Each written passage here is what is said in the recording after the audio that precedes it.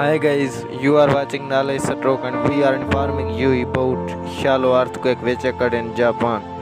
Today, 11 January 2022, a shallow earthquake hits Japan. According to United States Geological Survey and European Mediterranean Seismological Center, today a shallow earthquake hits Japan and its magnitude was 4.3 and it was at 4 pm according to local time.